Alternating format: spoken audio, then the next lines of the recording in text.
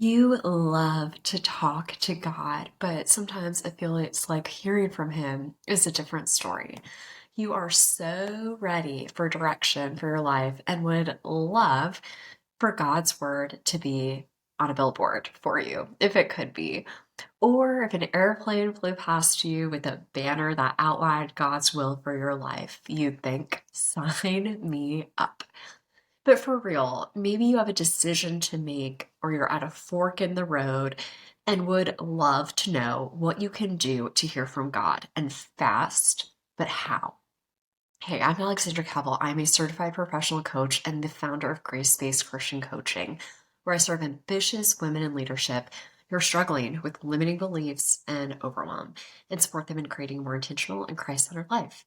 So if this sounds like you're in the right place. Be sure to subscribe if you're not already for more action-oriented tips and wisdom on how to work in life and work grounded by God. Okay, so let's talk. How do you hear from God as a woman in leadership? So, first question, what beliefs might be getting in the way? Perhaps you're thinking this is going to go on forever. I'm doing something wrong. Like what's wrong with me? Or maybe I never hear from him. When you're saying the words never or always, just remind yourself that those are lies from the enemy and not good territory. That's when it's like the wake up call. Let me pull myself out of this. Better yet, right? Like let the Lord pull yourself out of it. Uh, Ask yourself as well, what practically is getting in the way of hearing from God? Um, Meant to come up from a place of conviction, right? Because we all have been there and are working to get better on this. But is it like, is your phone saying you're spending 2 hours a day on social media? Yet 2 hours, or I'm sorry, yet 2 minutes of quiet time with the Lord feels like a stretch if you're being honest. So perhaps think about it as an invitation. Like, what practices might I put into place to support the discipline of spending time with Him? Next, think about when you hear from God, how might your life look different or even feel different? Perhaps you would have more direction, more guidance. Perhaps you move more quickly because you're hearing from the creator of heaven and earth. And likely you'll be more confident in the actions you're taking because you know that they're God driven and God ordained. There's so much for you on the other side of this. Also, think about who do you become when you're confidently walking a path laid out by Jesus? It's literally life changing. One of my favorite new quotes is from the Follow to Lead podcast. It is with the That Sounds Fun Network by Annie F. Downs, and it was actually just featured as a guest on an episode. You got to go check that out if you haven't already.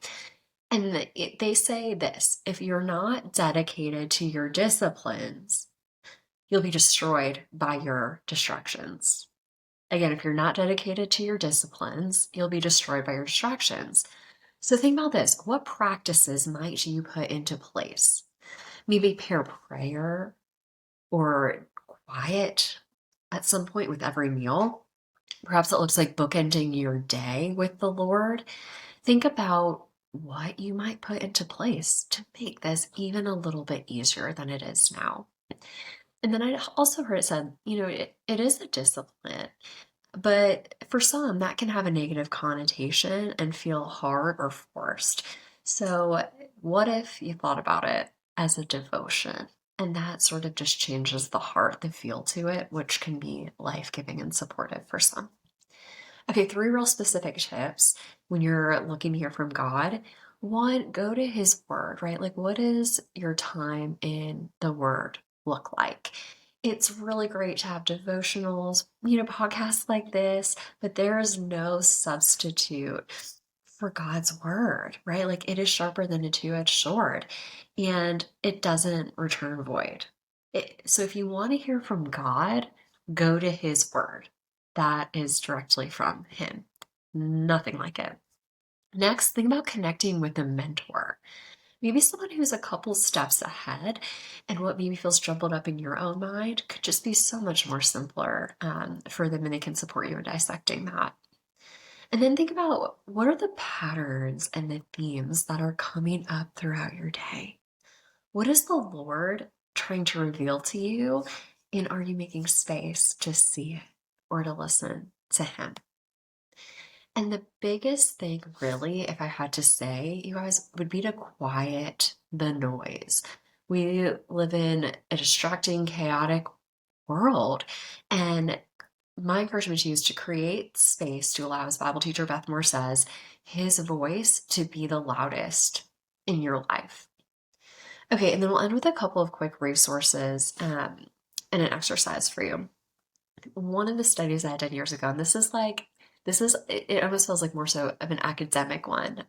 It's called, but it's solid. It's solid.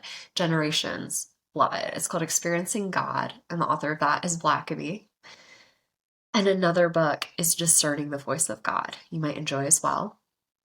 And then a really simple but profound exercise that I just went through with a spiritual formation group at my church. My pastor actually shared this with us, was to challenge yourself to listen without speaking.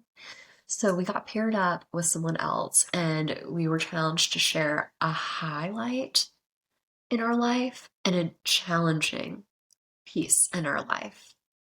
And you have to listen to the other person share. It was roughly, one was maybe like 3 minutes, one was 6, so maybe on average 5.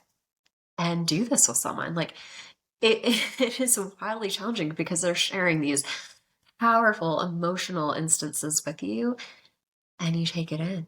And the point of this is to listen. Like, what is the Lord saying here? What is He speaking? You may be, so tempted to jump in, to intercede, to say something. But how do we really listen to the voice of the Lord and what He's calling us and encouraging us to say, to minister, whatnot? And it just do it, you guys. It is something else, and you're going to be thinking and showing up differently in your conversations as you seek to hear Him and truly share what He's laying on your heart. That's good stuff. So if you love this and want someone to support you just right where you are and the exact challenges that you're facing so that you can hear from God in the circumstances that you're walking, one-on-one coaching is for you. So if you're craving a more intentional and Christ-centered life and you want to be poured into in a way that works, go to gracebasedchristiancoaching.com/coaching. And there you can learn more about our 2 signature coaching packages and how we can work together. What I would invite you to do once you're there is go ahead and apply to a clarity call, and we can see if faith-based coaching with grace-based Christian coaching is the best fit for you. Be sure to subscribe to the podcast on YouTube if you are not already, so that you can grow in God in your work and faith. And I'll see you next time.